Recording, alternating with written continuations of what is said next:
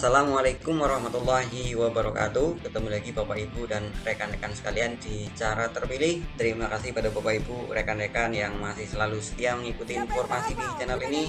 Terima kasih pada Bapak Ibu rekan-rekan yang sudah subscribe channel ini ya. Bagi yang belum subscribe silahkan di subscribe. Terima kasih Bapak Ibu. Langsung saja kita akan berbagi informasi Bapak Ibu rekan-rekan. Kali ini kembali terkait pemilu. Untuk saat ini kita akan membedah ada beberapa perbedaan istilah dalam data pemilih ya, dalam pemutakhiran data pemilih pada pemilu maupun pilkada yang kita semua perlu lebih jeli dan memahami ya Bapak Ibu rekan-rekan, karena ada kalimat atau sebutan yang sama namun memiliki makna yang berbeda ya antara pemilu dan pilkada. Nah ini jangan sampai kita salah ya untuk penyelenggara apalagi yang terlibat dalam pemilu maupun peserta dan seluruh pemilih tentu saja ya harus tahu juga istilah-istilahnya. Oke, langsung saja Bapak Ibu rekan-rekan ya, kita langsung lanjutkan.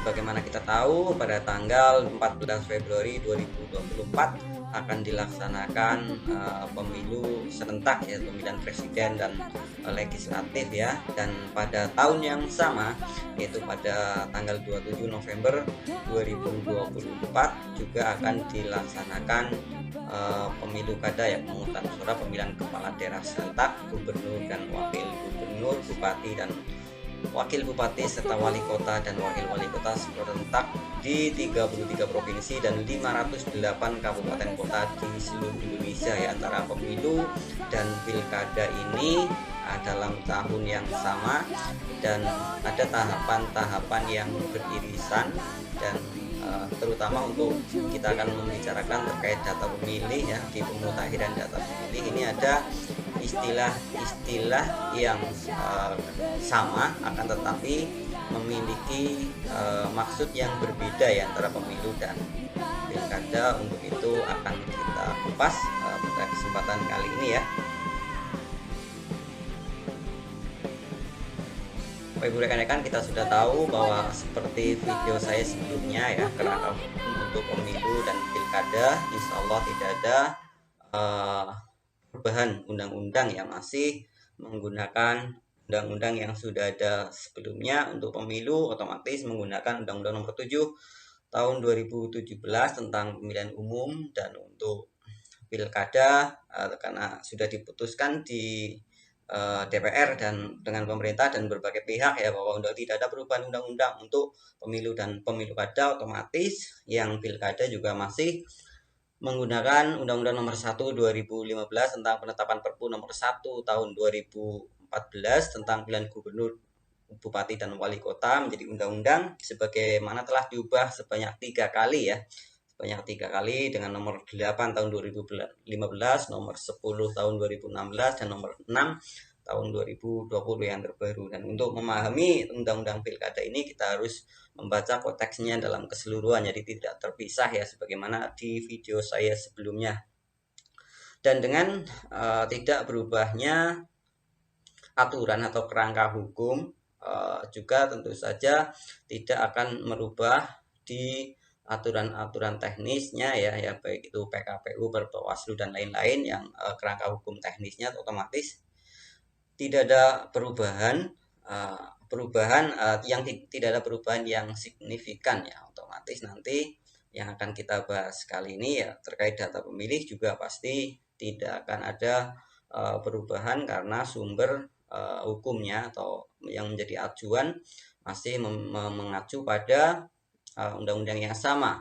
Walaupun nanti turun PKPU yang terbaru, otomatis masih mengacu pada undang-undang tersebut ya yang seperti sebelumnya. Oke, Bapak Ibu rekan-rekan, kita akan lihat untuk di pemilu ya. Untuk di pemilu data pemilih, istilah daftar pemilih kita mengenal ada daftar pemilih tetap, disingkat DPT, adalah daftar pemilih sementara hasil perbaikan DPS HP akhir yang telah diperbaiki oleh PPS, direkapitulasi oleh PPK dan ditetapkan oleh KPU Kabupaten Kota ya. Jelas ini DPT istilahnya Bapak Ibu rekan-rekan.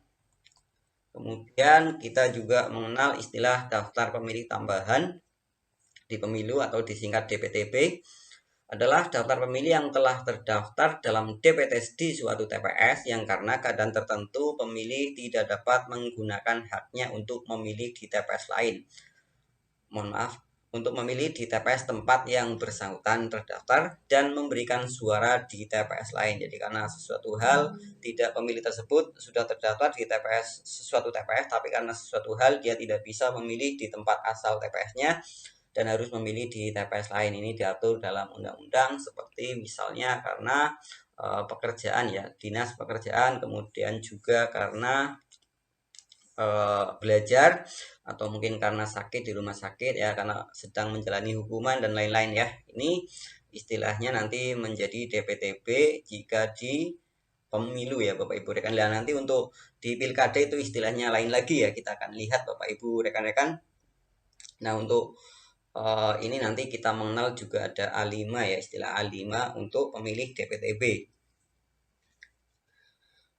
Kemudian yang ketiga ada daftar pemilih khusus disingkat DPK, adalah daftar pemilih yang memiliki identitas kependudukan tetapi belum terdaftar dalam DPT. Dia memiliki EKTP tetapi dia tidak terdaftar di DPT yang sudah ditetapkan oleh KPU ya.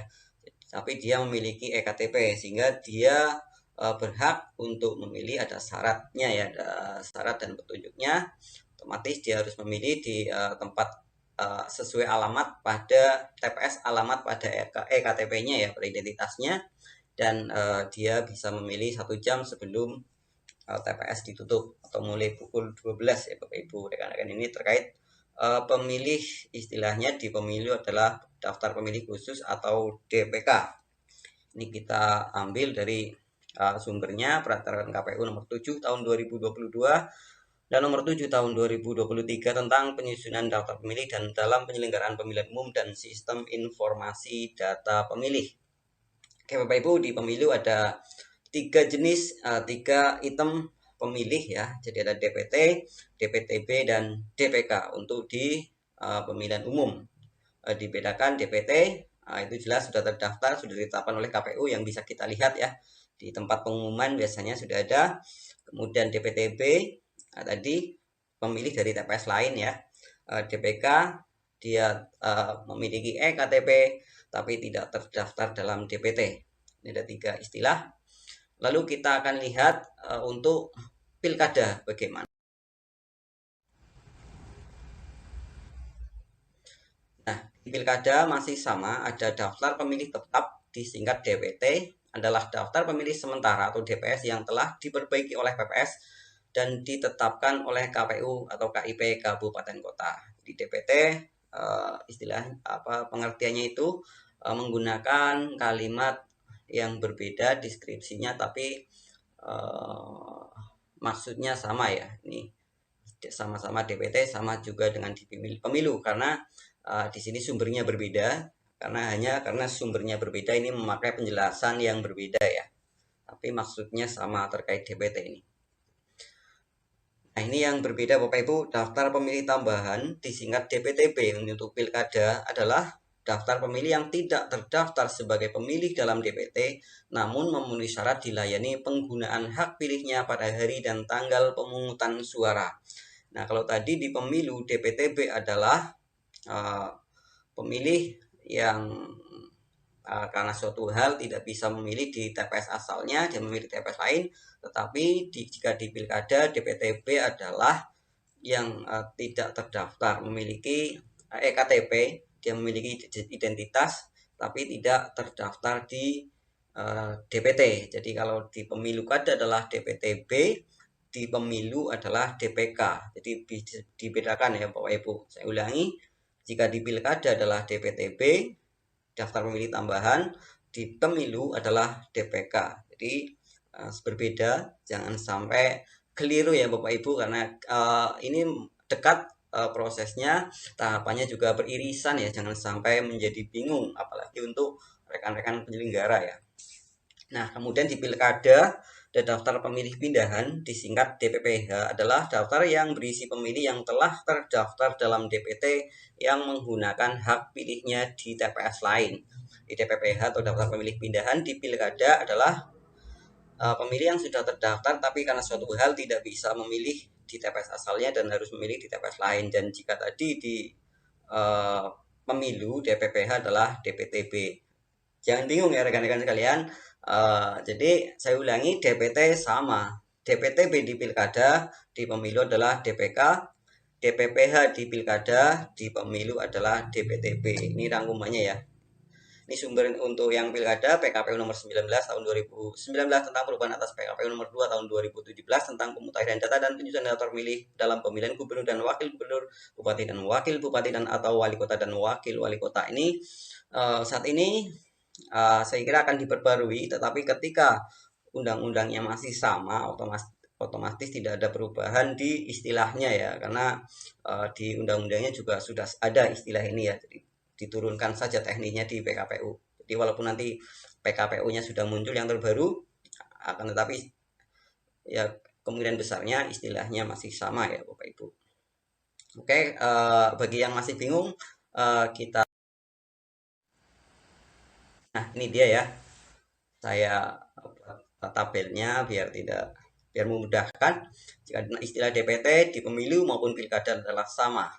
DPTB di pemilu, di pilkada adalah DPPH, DPK di pemilu, di pilkada adalah DPTB, dan begitu sebaliknya. DPT yang sudah ditetapkan oleh KPU ya, DPTB pemilih tambahan di pemilu adalah pemilih pindahan di pilkada. Daftar pemilih khusus di pemilu adalah daftar pemilih tambahan di pilkada. Jangan keliru ya rekan-rekan sekalian. Semoga bermanfaat informasi ini ya.